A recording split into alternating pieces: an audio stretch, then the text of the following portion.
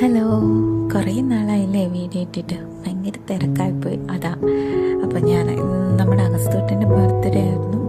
അപ്പോൾ ഞാൻ കരുതി തലേ ദിവസത്തെ നമ്മുടെ ഡെക്കോറും അഗസ്തൂട്ടൻ്റെ ഫസ്റ്റ് ഡെക്കോറൊക്കെ ഒന്ന് കാണുമ്പോൾ ഇംപ്രഷനൊക്കെ ഒന്ന് കാണിക്കാമെന്ന്.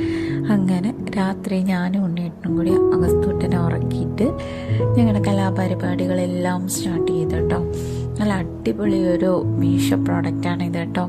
അതായത് ആ ബാനർ, ഹാപ്പി ബർത്ത്ഡേ എന്നുള്ള ബാനർ നല്ല രസമുണ്ടായിരുന്നു കേട്ടോ. ഞാൻ വിചാരിച്ചതിൽ അടിപൊളിയായിട്ട് നന്നായിട്ട് സെറ്റ് ചെയ്തപ്പോൾ ഒന്നുകൂടെ ഭംഗിയായിട്ടുണ്ടായിരുന്നു. പിന്നെ ഇതിൻ്റെ ഒരു പ്രത്യേകത എന്ന് വെച്ച് കഴിഞ്ഞാൽ നമുക്ക് ഏത് ബർത്ത്ഡേക്ക് വേണമെങ്കിലും, അതായത് എത്ര വയസ്സിലെ ബർത്ത്ഡേ ആണെങ്കിലും നമുക്കത് യൂസ് ചെയ്യാവുന്നതാണ്. അതിനകത്ത് നമ്പറോ കാര്യങ്ങളോ അങ്ങനെയൊന്നും ഇല്ല. നമ്മൾ ഒരു തവണ യൂസ് ചെയ്ത് കഴിഞ്ഞാൽ എടുത്ത് മാറ്റി വെച്ച് കഴിഞ്ഞാൽ നമുക്ക് പിന്നെ വീണ്ടും യൂസ് ചെയ്യാം.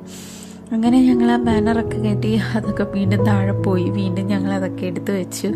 അങ്ങനെ കുറേ നേരത്തെ പരിശ്രമത്തിന് ശേഷം അവസാനം ബാനറൊക്കെ ഞങ്ങൾ സെറ്റ് ചെയ്തപ്പോൾ എന്തോ ഒരു പ്രത്യേക ഭംഗിയുണ്ടായിരുന്നു. ഒരു ബർത്ത്ഡേയുടെ ആ ഒരു ഡെക്കോറെല്ലാം ഒരുമിച്ച് ഒരു ബാനറിൽ വന്നതുപോലെ എനിക്കെന്തായാലും ശരിക്കും ഇഷ്ടപ്പെട്ടു കേട്ടോ.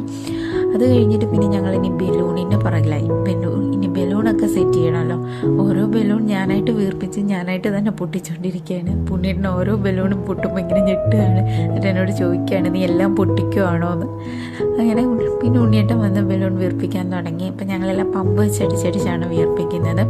ഹാപ്പി ബർത്ത്ഡേ എന്നൊക്കെ എഴുതിയൊരു ബലൂണൊക്കെയാണ്. പല കളേഴ്സൊക്കെ വാങ്ങിച്ചു, പക്ഷേ എല്ലാം കൂടി ഞങ്ങൾക്ക് സെറ്റ് ചെയ്യാൻ പറ്റുന്നില്ല.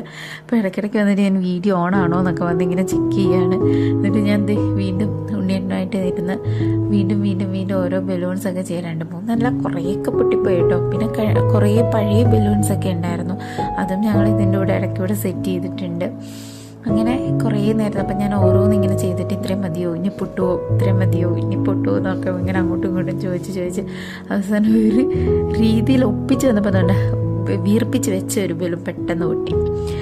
പിന്നെ അവസാനം ഞങ്ങളുടെ പരിപാടികളൊക്കെ കഴിഞ്ഞു. ഇതായിരുന്നു അവസാനത്തെ അഗസ്തൂട്ടൻ്റെ ബർത്ത്ഡേ ഡെക്കോറിൻ്റെ ഭാഗം. കുറേ ബലൂൺസ് അവിടെ വീർപ്പിച്ചു. പിന്നെ അഗസ്തുവിന് വാങ്ങിച്ച സൈക്കിൾ കുറച്ചൊക്കെ ഡെക്കറേറ്റ് ചെയ്തു, ഒരു ക്യാപ്പൊക്കെ വെച്ച്.